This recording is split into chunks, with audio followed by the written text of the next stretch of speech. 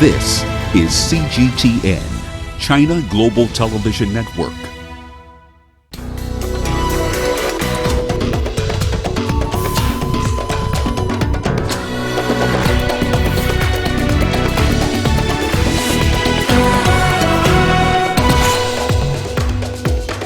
Floods destroy homes, trap families in cyclone hit Mozambique.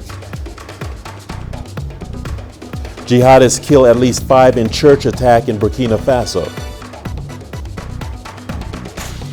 And family of abducted journalist seeks support to bring him back to South Africa. Hello and welcome to Africa Live. As always, great to have you with us. I'm Richard Ntal, live in Nairobi. For those of you joining us across the continent and around the globe, we thank you for joining us. And tonight, I'm alongside my colleague Panina, who has our business headlines. Panina. Thank you, Richard. And coming up on Africa Live Business, Nigeria plans to export gas to Europe, and Tunisia launches a new export project eyeing the African market. I'll have details of those stories and plenty more in about 30 minutes from now. For now, back to you, Richard. Thank you, Panina. Let's begin the hour in Mozambique, where days after Cyclone Kenneth made a landfall, the death toll from flooding has risen to 38. This comes as the World Food Program delivered food aids to hundreds of displaced people. The UN organization, together with other humanitarian agencies, now say over 700,000 people remain at risk. Here is CGTN's Daniel Arap Moy with the latest. Days after Cyclone Kenneth made a landfall, Cabo Delgado and the entire northern region of Mozambique continue receiving heavy downpour. And with this comes floods that have taken down a huge part of infrastructure and homes. The World Food Program is raising concerns as more people continue being trapped and need to be evacuated. We are very concerned because the water levels keep rising. It keeps raining since yesterday, and a lot of people have been displaced from their homes because we have more than 3,000 houses that have been destroyed. WFP has already delivered food aid to around 200,000 displaced people in Pemba City. But more food and non-food items are needed as the government is currently overwhelmed. So according to the government, we have 700,000 people who are at risk after the cyclone, and 200,000 people who are at very high risk. So we are gearing up our emergency operation to make sure that we can bring the food and the aid that people need. United Nations has released up to $13 million as emergency funding to Mozambique and Comoros Islands. The money will go into repairing damaged infrastructure and provision of food and clean water to their respective citizens. The government of Mozambique is already dealing with the effects of Cyclone Idai, which killed over 600 people and displaced over 100,000 others. Daniel Arap Moy, CGTN. All right, let's join Angelo Coppola in Johannesburg for more on this story. Angelo, thank you for taking time out to join us here on Africa Live. Where do we begin, Angelo? Rains grounded aid flights in northern Mozambique for a second day on Monday, hampering efforts to reach survivors of Cyclone Kenneth as the death toll there jumped to 38. What is the latest, Angelo? Well, Richard, bottom line here is that the World Food Program tried to get a chopper in to Pemba City during the course of the morning when there was a gap in the window, the weather window. They got one chopper in, they delivered some rice, they delivered some biscuits. When they tried to get a second chopper through, or the same chopper to go through for a second flight, the weather had closed in. And this is the problem that they're facing at the moment there. The World Food Program have to actually pull back now and wait until the weather clears. But the weather forecast is not good for the next 24 hours. We've got moderate to heavy rains coming. We've got severe thunderstorms coming. And that rain is going to increase the depth of the flooding, and it's going to mean that any of the infrastructure around the entrance into Pemba City and the other areas is in bad shape as it is right now. So 38 dead, but we know that the Prime Minister gave a briefing at the Public Works Department at about 6 o'clock local time. We haven't had any more information about an update there. We expect to hear more information on the death toll tomorrow morning when there's that regular UN agency briefing that will happen then, Richard. Great, Angelo. Thank you. You've elaborated there that the rescue operations are very difficult in these circumstances. Do you see things becoming better as time goes on? Angelo? Well, look, if the weather improves, we'll be able to at least get the roads open again if they are passable. The problem is with the rain and the flooding, those roads are probably damaged beyond repair. So those roads have to be rebuilt by the public works departments. So choppers and short landing strip aeroplanes are going to be used to land at the Pemba airport once it's open and ready for use again. So when that happens, they can start bringing aid in, they can start getting the rescue teams in. Rescue teams have been around on Ibo Island trying to save people there. There was the Brazilian firefighting team that was in Pemba in the affected areas. They rescued around 600 people over the weekend, but they had to pull back. But what's going to be the choice of transport right now are going to be water boats, rubber ducks, and those rescue canoes that people are using so that people can grab onto the side with ropes that are hanging on there and then bring them into safety. So as it stands right now, the infrastructure is pretty broken. We have to wait for those water levels to subside so that the aid agencies and the rescuers can get in. Otherwise, it's going to be chopper rescue, very much the same as happened with Idai, where the choppers become the first responders, getting in, rescuing people, and moving people to higher ground where possible. Richard? All right, Angelo, again, thank you for your insight and analysis. This is a story that we shall be following here on Africa Live. Thank you so much for that update. Moving on, meanwhile, in Burkina Faso, gunmen opened fire in a church, killing at least 5 people. The attack took place in the northern town of Silgaji. 4 worshipers and a pastor are among the dead. 2 other people remain missing, according to security forces. No group has taken responsibility for the attack. This is Burkina Faso's first attack on a church since jihadist violence erupted in 2016. This comes after an attack on Friday where jihadists killed 6 people at a village school in Mayatogu, located in the country's eastern region. Meanwhile, despite being defeated in Syria and Iraq, ISIL continues to be a major threat in Africa and around the world. The organization has established links with militant groups that were formerly linked to the Al-Qaeda network. As Amy McConaughey reports, the world cannot afford to celebrate just yet, for the threats posed by ISIL are very real. On the 18th of April, ISIL claimed responsibility for an attack in the Democratic Republic of Congo's Bovata town in Beni. 3 Congolese soldiers were killed and 5 others wounded. The incident raised fears from security agencies in the region, for this was the first time that the group was claiming to have carried out an attack in the Great Lakes region. A Ugandan militant group called Allied Defense Forces has been operating in Beni. This could be yet another instance that ISIL is infiltrating an Islamic group. Not a big surprise, for ISIL has established its footprints in various regions of Africa. The first region that this group entrenched itself was in Egypt's Sinai. Here it operates under the ISIL Sinai province. The Egyptian government has been battling insurgents associated to this group ever since 2013. From here, the group's activities have been felt in Libya, Tunisia, Algeria, and even Sudan. The Islamic State in West Africa Province, or ISWAP, was formed as a splinter group of Boko Haram. ISWAP has been responsible for deadly attacks and kidnappings in Nigeria's Borno state, with Maiduguri feeling the brunt of its brazen attacks. The group has also scaled up operations in the West African region in the recent past, with countries such as Mali, Mauritania, Niger, Cameroon, and Burkina Faso being on the receiving end. In East Africa, ISIL has a presence through an Al-Shabaab breakaway group. The group's East African representative is called Jabba East Africa.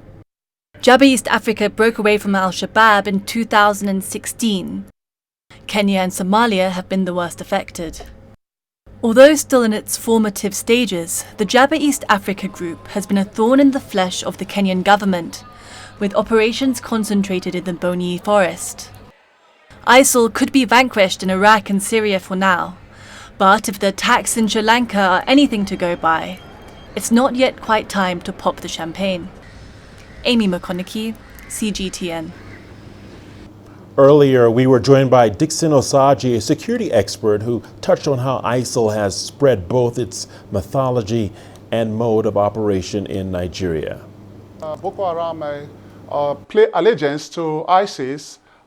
They started gaining territories within the confine of the Federal Republic of Nigeria. But however, the methodology in which they were applying when they play allegiance to ISIS was to take over communities and give the communities trust and allow the community to believe in them, because Boko Haram approach as at then, they were just taking over territories and killing everybody in the community. But immediately they play allegiance to ISIS, the method of strike changed. We also talked to Brigadier General Samir Ragheb, a security expert, on exactly how ISIL is managing to spread its ideology across the world and Africa. The main slogan of ISIS is remaining and expanding. Remaining means not just a caliphate that has been already defeated in Syria and Iraq, but remaining is the idea of ISIS, the tactics of ISIS, the propaganda of ISIS. ISIS expanding now not depends on whole territories, but in expanding in a new theaters. New theaters for attack, new theater for expanding without holding territories. Africa is not exception for this. In addition to ISIS has already do things in Libya, has existence in CERT in Libya, in Nigeria, in Niger, in Boko Haram, and also we have a long time existence for Al-Qaeda in Islamic Maghreb, AQIM. The transfer of terrorists from ISIS to Al-Qaeda or from Al-Qaeda to ISIS is common in Africa or elsewhere. We have already and extremist activities and terrorist activities in Sahel and Sahara, in Chad Lake Basin, in Egypt as well, in East Africa, in Somalia. So this local or tiny group, local groups, may union in under another slogan. Al-Qaeda inspired terrorists, inspired not only by the caliphate or the heartland in Syria and Iraq, also inspired by such attacks like Sri Lanka. And DRC opposition leader Martin Fayulu urged President Felix Tshisekedi to peacefully leave office. He threatened to mobilize his supporters to force him out. A senior member of Tshisekedi's party called Fayulu's statement a distraction. CGTN's Chris Ochamringa reports. Supporters of DRC opposition politician Martin Fayulu burst into wild celebration after their leaders returned from Belgium. The former presidential candidate is back from holding a series of meetings with members of his Lamuka coalition. His coalition has been transformed into a political party which will have a rotational presidency. Mr. Fayulu addressed thousands of his supporters on the outskirts of Kinshasa.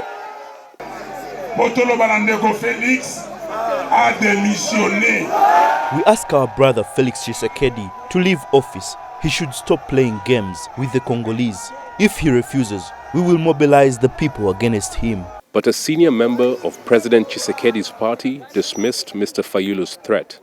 That is just a distraction. Mr. Fayulu wants the government to hold fresh polls, but that matter was concluded in court. The elections are over and done with. We have a new president who has been recognized by the international community. The DRC's Electoral Commission declared President Tshisekedi the winner of last year's polls, but those results were disputed by some election observers. Mr. Fayulu's supporters are now planning to take to the streets. It's now 3 months since President Tshisekedi took office. He's released political prisoners and has been trying to assert his authority after being declared winner of the election. But his rival, Martin Fayulu, insists Mr. Tshisekedi should step aside. Chris Ochamringa, CGTN, Kinshasa, Democratic Republic of Congo. And the news continues here on Africa Live. Here's a look at what's ahead. Family of abducted journalist seeks support to bring him back to South Africa. Unique partnership with China allows Kenyans access to quality health care.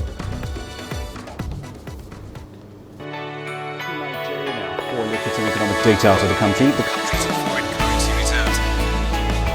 With a dedicated and diverse team of anchors, CGTN now brings Africa to the palm of your hand. I'm Penina Karibe in the heart of Nairobi, which is bustling. From everyday heroes to the continent's most powerful figures, we bring their voices to you. We haven't changed. And this is something most of us are very excited about. We bring you news that's changing perspectives.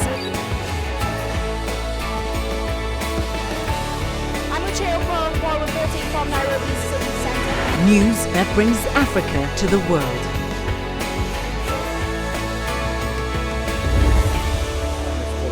CGTN. See the difference.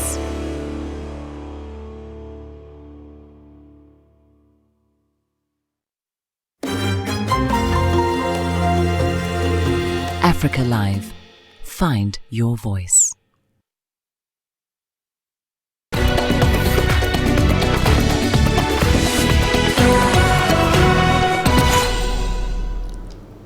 Welcome back. A video of a man believed to be the missing South African photojournalist Shiraz Mohammed has been sent to humanitarian organization Gift of the Givers.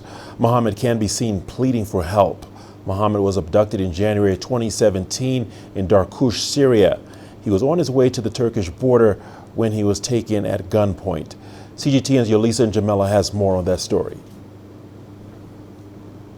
The year 2019 marks exactly 2 years since photojournalist Shiraz Mohammed was captured in Syria. At the time, he was on his way back to the Turkish border after accompanying the aid organization, the Gift of the Givers. The irony is now, when the ceasefire sort of came to place, we said this is a good time to go, it's safer. And the route that we use is the safest route because our ambulances travel on that route every single day from our hospital to the Turkish border. The two drivers who had accompanied Mohammed were at the time captured with him, but were released immediately. They were then told that Mohammed had been held for questioning. He's believed to have been held in captive since then and has never been seen until this video that he apparently sent to the Gift of the Givers surfaced. My name is Shiraz Mohammed, a South African photographer. Dr. India Suleiman, my South African president, my family, my friends, the international community, anyone that can help. I need your help in securing my freedom, please. I live in fear of my life. I am scared. We have been bombed. The area that I am in is being bombed by the Russian Air Force. The bombs are getting closer and closer and closer. I need your help. Please help me. The Gift of the Givers says there has been some proofs of life before this video. According to the Gift of the Givers, the first proof of life was received on the 8th of January 2018. It was in the form of 10 very personal questions that were sent to Shiraz Mohammed, and only him could answer those questions. Apparently, he answered them quite well, and the family was happy that it was indeed Shiraz who answered those questions. The aid organization says it's a relief to finally receive conclusive proof that Mohammed is alive. This is the first proof of life that we received after the answers that he been answered last time in 2018. Since then, since he's kidnapped, we didn't receive anything until now. This is the first video for him. We are so happy that we see him sound and alive. And we're trying our best to have him here in South Africa as soon as possible. Mohammed's family is reportedly quite happy about the latest developments. They were so emotional. You know, it's normal that it's the first time they see their brother for more than 2 years. So emotional, so many cries, and they keep appealing everyone to help them to have their brother soon in South Africa. The Department of International Relations and Cooperation has not responded to our queries about this matter. You listen, Jamila, for CGTN in Johannesburg, South Africa. Meanwhile, in Zimbabwe, certain businesses are looking to help citizens live in an environmentally sustainable manner. Among them is Waste Not, Want Not, which provides alternative products to help clients live waste-free. Zimbabwe has made efforts to put forward environmentally friendly policies such as banning the use of expanded polystyrene containers, a styrofoam-like material. The government urged businesses and citizens to use more recyclable, biodegradable materials. Recycling has had its purpose, it's had its place, it's not bad, but it's not the answer, and it's not fixing things. It's giving the people the excuse to keep buying these things that they may not need. So we wanted people's mindset to be changed and say, okay, let's rethink what we're buying. What are we buying it in? So let's start rethinking how we can do better and doing our part in protecting the environment. We now head to Kenya, where a unique partnership between the East African nation and Chinese medical companies has allowed thousands of Kenyans access to quality and affordable treatment. Prior to the arrival of these machines, most Kenyans often sought advanced medical treatment abroad. Here is more to that story. The Thika Level 5 hospital is situated around 50 kilometers outside the capital, Nairobi. It is a busy facility owing to its location along the busy highway that links Nairobi to the Mount Kenya region. For doctors and medical staff operating here, the arrival of Chinese medical equipment has changed the way they deal with medical cases. It is one of the best modalities we have in diagnosis. One, the image acquisition time is short, so the turnaround time for patients management is short. So that makes it one of the best modalities, especially when you are in emergency situations. You are coming from an accident scene, you go through an MRI, you go through the CT scan, we are able to make a diagnosis and the surgeons are able to go to theater within the shortest time possible. So because our location, we have very many highways around us, so we get a lot of accidents around. And the CT scan has helped us to make quick diagnosis that also make the surgeons in the theaters operate very fast.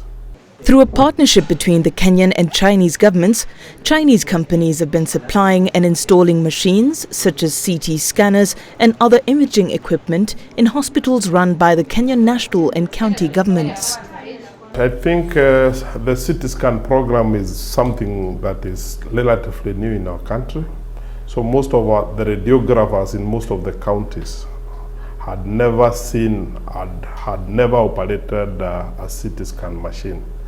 So it was important that as the program is rolled out in the other counties, they must be trained on how to handle the machine, patient safety. China Newsoft Medical Corporation is one such example. The company installed modern high-end equipment to Kenyan hospitals. It also provided a one-stop integrated solution for image clouding. To ensure sustainability, the company also trained local medical staff in service delivery and clinical application in over 37 counties in Kenya. For this case, this patient was involved in a road accident, and this machine has helped us acquire these images. On this image, you can see there's a bleed. The black lines there, those are bleed, which can help us. We've diagnosed it with a chronic bleed, such that the patient can be taken, any action that should be taken, like he can be taken to theatre. This program is aimed at enabling Kenyan medical personnel attend to and manage over 76% of treatable medical cases. Currently, some Kenyans opt to seek treatment in foreign nations, which is a top-dollar undertaking.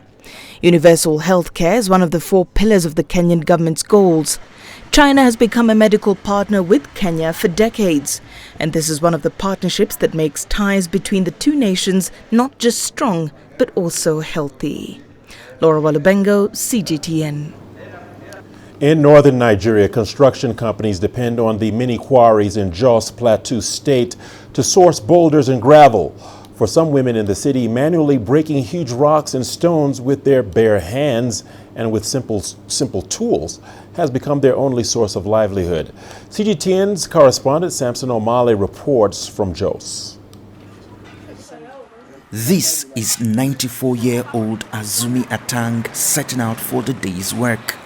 She is one of several hundred women in Jos with a unique but difficult job, breaking rocks for a living. Azumi's been doing this for 40 years. I love this job. It has helped me build my house, pay for my children's education to the university level, and I'm happy about it. She started this business in the incident of we lost our dad. So there is nobody to support the house. And there's not anything our dad left for us to support the house. So she decided to create something like this to help the house. Despite the hard work and energy involved, these women make $25 monthly income. Manual rock breaking is a vigorous, exacerbating and tough process, but it has become a prevalent business in Plateau State carried out by elderly women owing to the abundance of hilly rocks in this region. Construction companies are the main buyers of stones broken by these women who play an important role in the industry. Government should have been able to key into that value chain that exists, because the truth of the matter is that there's a huge deposit of that. As simple as creating or constructing a quarry site in Plateau State. Some of these stones, they are not even cutting it with any mechanized equipment. They use their bare hand. But many of these women have no alternative source of income and are determined to continue despite the occupational hazards. Whenever I break stones, my chest starts to ache. I enjoy the fresh air when I work. Other people jog in the morning for exercise, but this is our own exercise. Medical experts, however, are concerned that there are long-term health implications from these kind of work. There are health implications which should be factored in. If that is not done, over a long time they could come down with these conditions, and that would affect their ability to even their quality of life to even move around. Despite their meager income and health hazards they face, these women are determined to continue breaking stones for a living until they can find another source of generating income. Samson Omale, CGTN, Jos, Nigeria. To Tunisia now, and the country is one of the most advanced in Africa and the Arab region in terms of women's rights. The government has approved a project to ensure gender equality in both the public and private sectors. The Ministry of Women's Affairs in Tunisia announced that the country's premier issued a circular to ensure gender equality in all governmental and functional posts. The circular stipulates the need to propose a man and a woman for each governmental or functional post so as to increase the presence of women in decision-making posts and in representative structures. The minister further highlighted the importance of applying all laws guaranteeing gender equality. Labidi stressed that Tunisia is among the few Arab Muslim countries to make important steps in terms of equality. The civil society components must support the government's efforts in law implementation. We can achieve Tunisia's economic and social goals, enhancing women's role.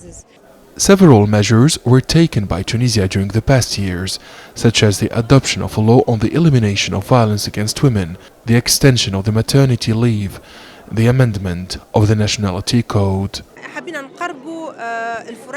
In addition, the creation of the Peers Council for equal opportunities between men and women and the guarantee of the social welfare for rural women are important achievements. Gender equality at the remuneration level and access to labour are important. According to the Parliament Speaker, Tunisia accounts for 73 women MPs out of 217. That is 33% against a global rate of 24%. The Ministry of Women's Affairs has called for the need to draft a global strategy to ensure gender equality, which is an important vector of social and economic development. Adnan Shawishi, CGTN, Tunis.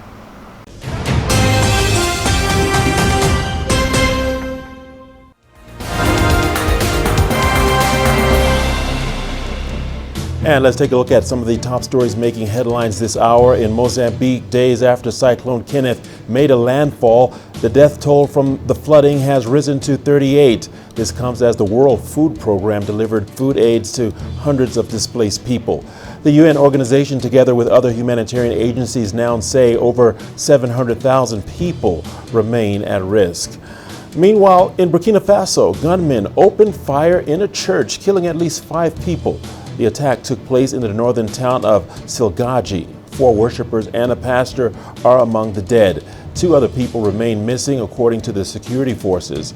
No group has taken responsibility for the attack. This is Burkina Faso's first attack on a church since jihadist violence erupted in 2016. This comes after an attack on Friday where jihadists killed 6 people at a village school in Maitiagu, located in the country's eastern region.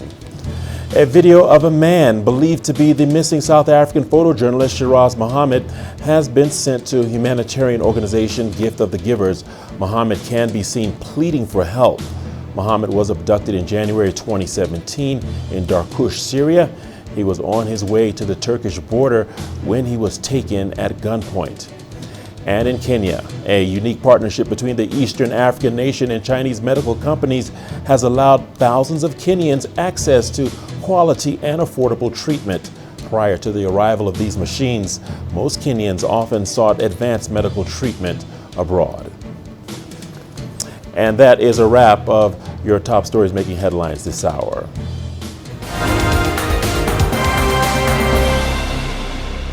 All right, the news continues on CGTN.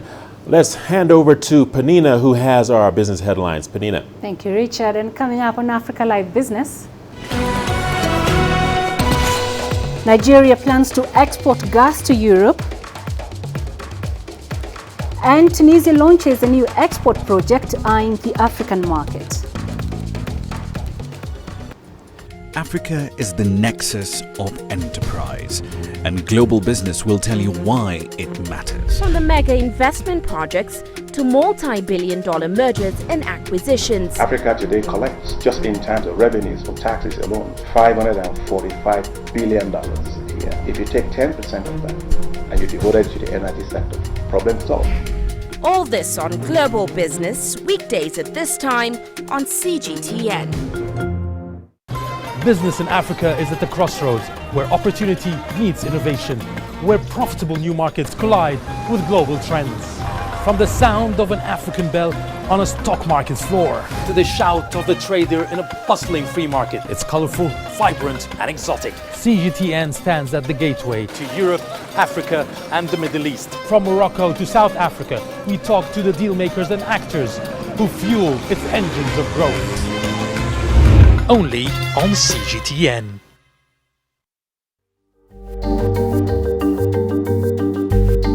Africa Live. Find your voice.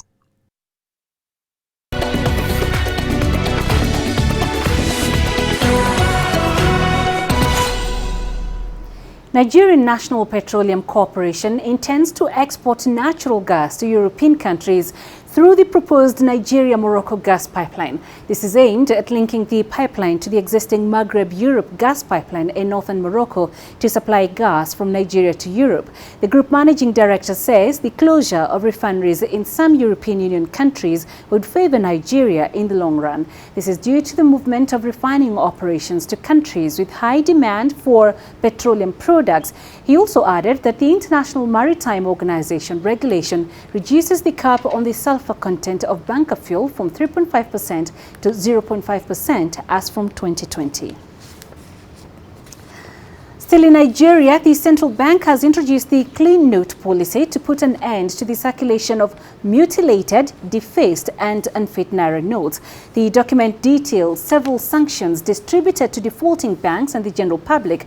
It aims to ensure an efficient circulation of premium quality banknotes and guarantee confidence in the naira as a medium of exchange. A large proportion of the notes are considered dirty, mutilated and unfit for ATMs and over-the-counter payments. This has elicited widespread criticism of both commercial banks and the country's apex bank.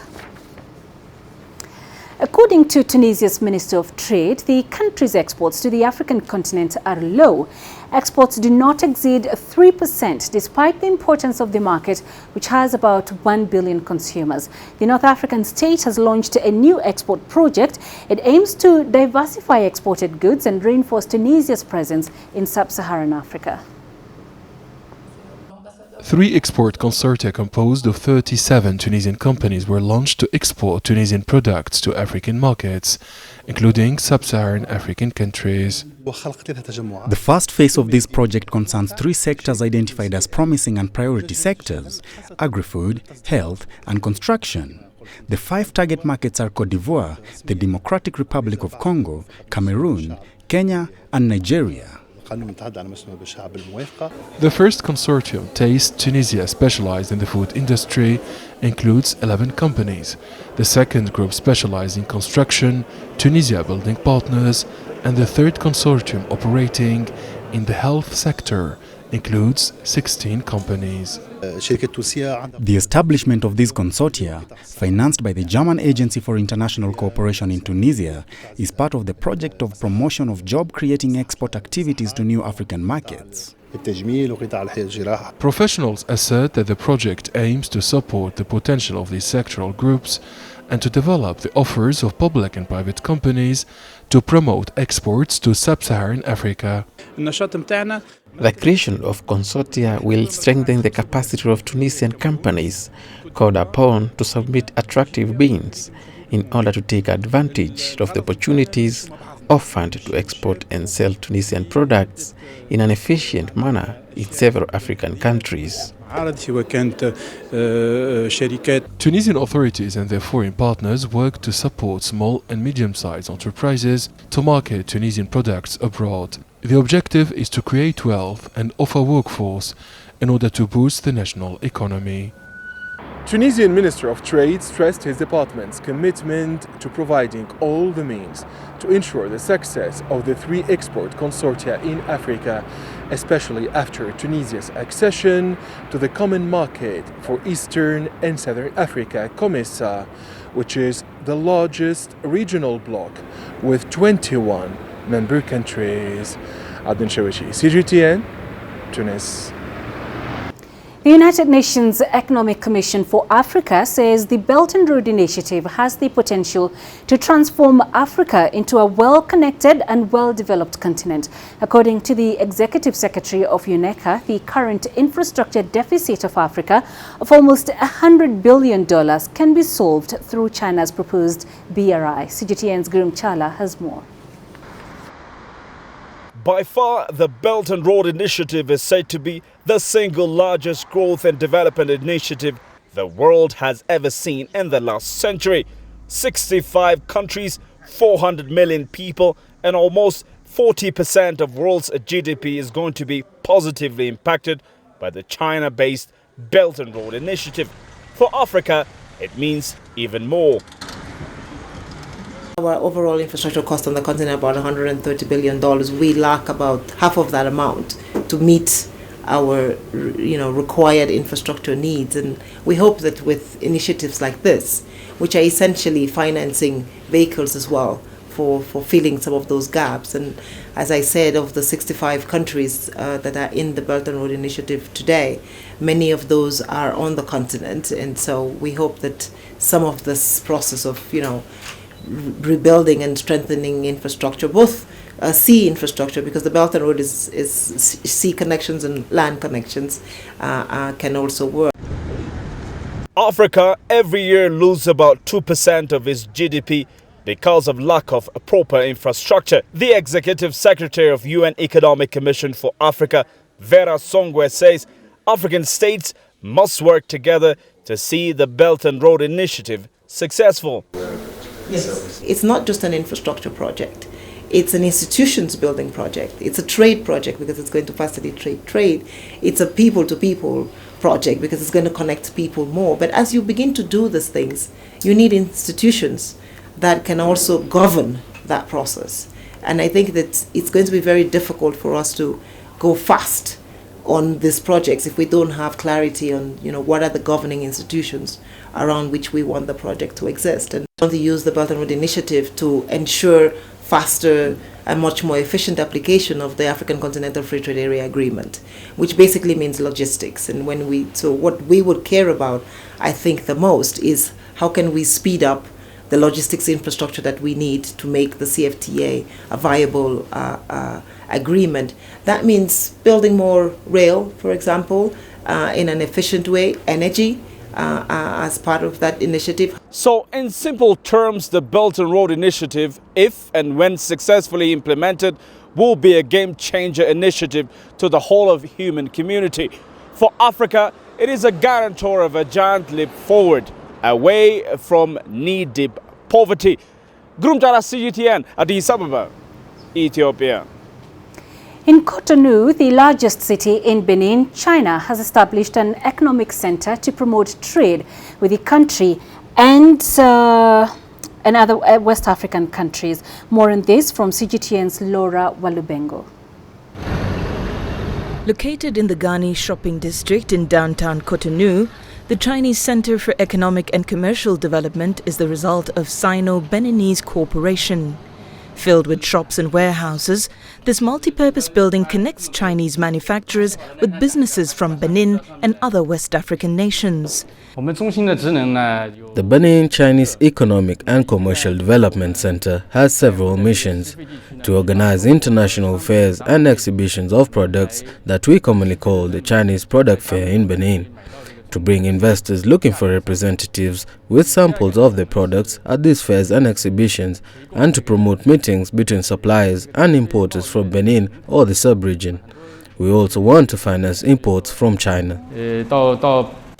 The center is mainly populated by Chinese businesses. My company is here because the Benin Chinese Economic and Commercial Development Center enables Chinese companies to operate in Benin. The platform helps the Chinese to easily set up their businesses. The center offers employment opportunities for youth in Benin and the wider region. The center is already doing a lot in terms of reducing unemployment. There are currently about 18 employees from Benin and Togo, and only 3 or 4 Chinese employees. So you can see that the workforce is essentially local. I started working with the Chinese in 2018. I thank them very much for what they are doing in Benin. I have 4 children, and with my salary, I can make a decent living. The Chinese Center in Cotonou has been operational since 2008. The Beijing International Horticultural Exhibition is now open to the public. The first wave of visitors entered this morning following a welcoming show. Visitors can see a huge collection of plants, flowers and pavilions from across the world, including more than 300 rare and endangered plant species. CGTN's Tangbu brings us more from the site. During the following the 162-day exhibition, visitors will be able to take part in nearly 2,500 cultural activities in the park, such as float parades and world ethnic culture performances. Now, all the preparation work, including construction of the site and interior decoration for over 200 exhibitors, have been completed, including the China Pavilion, which is a landmark structure at the expo. And I want to talk a little bit more about the pavilion because of its very special design. And as you can see behind me, and that is the China Pavilion. A large part of it is under the man-made terraced fields. Such an earth-covering architectural design can help the structure preserve humidity and resist heat, and therefore reducing the energy consumed for heating or cooling. Well, that's it for now, but later on Global Business, we'll bring you more details on Nigeria's plans to export gas to Europe. That's at the top of the hour. I shall see you then. For now, it's back to you, Richard. All right, thank you, Penina. We have a lot more news coming your way here on Africa Live. Let's take a look at the headlines. Libya's local businessman opens gallery to save historic old city. The greatest journeys, the greatest sights, the greatest adventures. Here in Qanater, this weir allows the locals to walk on water. We're far more than just TV news. We're your passport to the wonders of Africa. To bring you stories of struggle, survival and hope.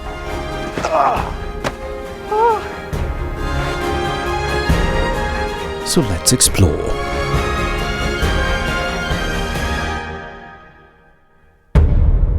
CGTN. See the difference.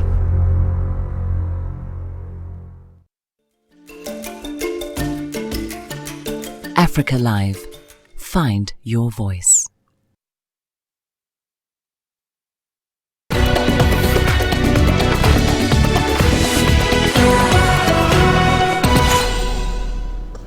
Welcome back. As bombs fall on the Libyan capital, businessman Mustafa Iskander has opened up an art gallery and cultural center in a rare effort to revive the capital's old city, haunted by neglect and destruction. Let's take a look. As a new war reached the Libyan capital, businessman Mustafa Iskander opened an art gallery and culture center, hoping to draw attention to a long-neglected old city in need of revival. Libya lacks a museum for fine arts. I'm fond of collecting art pieces and antiques, so I decided to turn this house into a permanent gallery for art pieces. With no funding, Iskander bought a derelict house close to the landmark Roman Mark Aurelius Arch, investing $720,000 to refurbish it as a gathering point for artists. I didn't receive any funding from any government entity or non-profit organization. This was all done from my personal efforts. And hopefully, I can be successful in bringing this idea to life and bringing together artists, intellectuals, and those in our society who are interested in the arts. Under the lead of former ruler Muammar Gaddafi, authorities restored a handful of old buildings and were planning a larger rehabilitation project when the 2011 uprising broke out, stopping the work. Little has happened since. In the old city, a group of young people also organized walks to explore sites and build ties with the remaining inhabitants. Relying on their own funds and donations, they repainted a run-down wall in white, a small start for what they hope will be a rehabilitation in the future. The campaign started in December 2018 and more people have joined since then. We introduced them to the old city, the dangers that the old city faces, the historical buildings and the neglected ones. We tell them everything they need to know about the old city. Tripoli's old city has been run down for years. It was home to one of the best preserved museums in North Africa, with monuments going back to the Romans. Most Libyans who can afford it have long moved out of the old city to more modern districts. Hopefully, with these renewed efforts, the old city could regain its historic value. Beryl Oro, CGTN. And we're not done just yet. We've got your sports news coming up. Let's take a sneak peek at the headline. Dutch duo scoop top honors at the Professional Footballers Association Awards in London.